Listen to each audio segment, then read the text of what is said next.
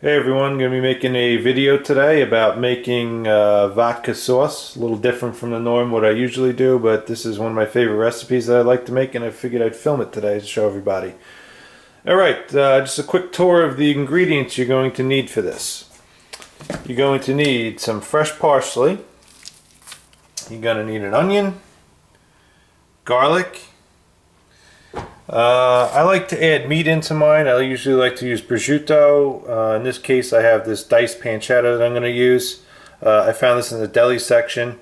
If you can't find this in your local supermarket, what you can also do is ask the deli for just a 3/4 pound of prosciutto, sliced very thick, and then what you can do is just slice it down when you get home to the consistency of what's in this package here. Okay, you're going to need some fresh grated cheese. Any type will do. You're going to need a pint of heavy cream. You're not going to use the whole pint, but this is the smallest I can find in the supermarket. 2 cans of tomato paste. Any type will do. A 28-ounce can of whole plum tomatoes. Again, any brand that you like. A 28-ounce can of tomato sauce. You're going to need some crushed red pepper. I'm going to show you what you do with this in a few minutes. You're going to need some basil. I sometimes use fresh basil when I have it growing in the garden, but I'm going to use some just out of a bottle today. You're obviously going to need some vodka. Any type will do. This is what I happen to have on hand today. And of course you're going to need your pasta. And right now I have on the stove some olive oil just sitting in this pot ready to go. So we'll get started preparing the ingredients right now. Okay, one of the first things that I do is you're going to measure out 1.5 cups of vodka, pour it into a any type of bowl or measuring device that you have. What you're going to do is just take some hot pepper flakes and just sprinkle them in there. You don't have to go too crazy. You can actually leave this step out if you want. I like my my dishes to be a little bit more on the spicier side. There's a little tip I found online that a few people do. You go ahead and you mix them in there, and what you do is you let this sit for about 20 minutes. It'll turn the vodka kind of a reddish color from the pepper flakes, and then what you do is you could strain off the pepper flakes and then pour that into your recipe. So we're going to get going now with chopping up the onion and the garlic.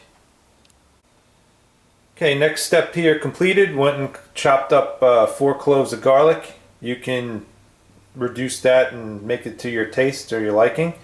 Chopped up half an onion, and I've had the olive oil sitting on the stove here now on medium, and we're going to go ahead and toss this in there and start sauteing it. Got that sauteing away here now in the pot, and what you want to go ahead and do is also go ahead and dump in your meat at this point. And let this cook up for about 10 to 12 minutes until it it starts getting the color and the consistency that you want. I'm going to go ahead now and start preparing up the parsley, and we're going to toss that in at about the 6-minute mark. Okay, so basically at the 6-minute mark now. Like I said, 5 or 6 minutes. You want to be sauteing your garlic, meat, and onions. Again, the meat is either prosciutto or pancetta, whatever you can find in your local supermarket. I went ahead and chopped up some parsley here. I'm not one for measuring small ingredients like this. I kind of just do it by eye and by feel. For me, I feel like this is a perfect amount of parsley. I guess you could say this is about 1/4 cup maybe to add to this this size pot that we're working with here. So we're going to go ahead and dump this in here. If I could do this without spilling the camera into the or dumping the camera into the pot. I think I'm fogging up the lens here, which isn't good, but again, we just dump that in there. Stir up the ingredients. Turn down the heat just a little bit. Let that cook for about another 6 minutes, and we'll be ready to move on to the next step. So we've been having this simmer away now. We're basically at the 10-minute mark. We're going to get ready for the next ingredient. One thing I forgot to leave out that you're going to need for the way I cook this sauce, you're going to need a blender, and the reason for that is I go ahead and use whole plum tomatoes. And what I do is, you pour these into the blender here, and you're just going to chop them up a little bit.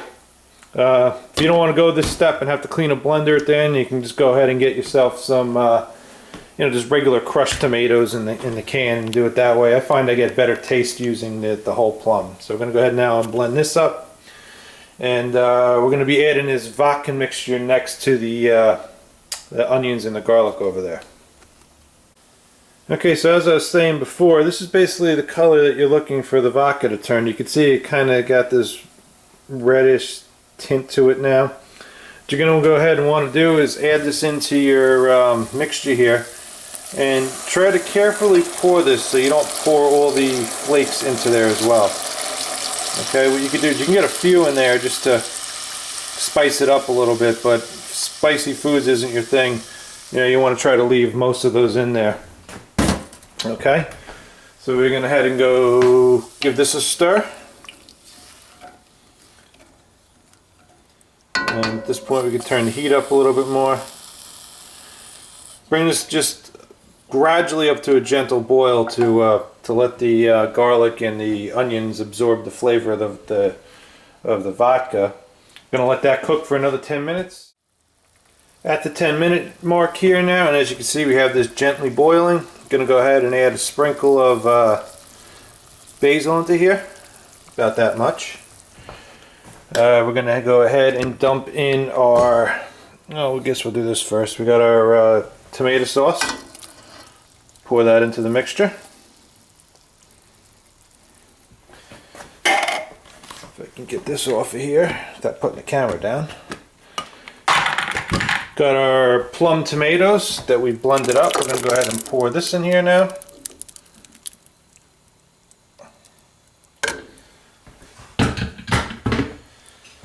Give this a stir.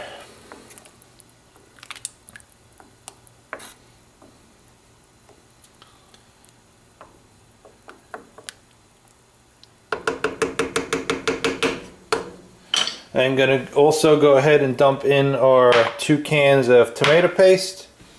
And at this point, that's about it. You can let this cook as long as you want. I usually start this around 1 o'clock in the afternoon, 1 o'clock, and I let it cook up until about dinner time.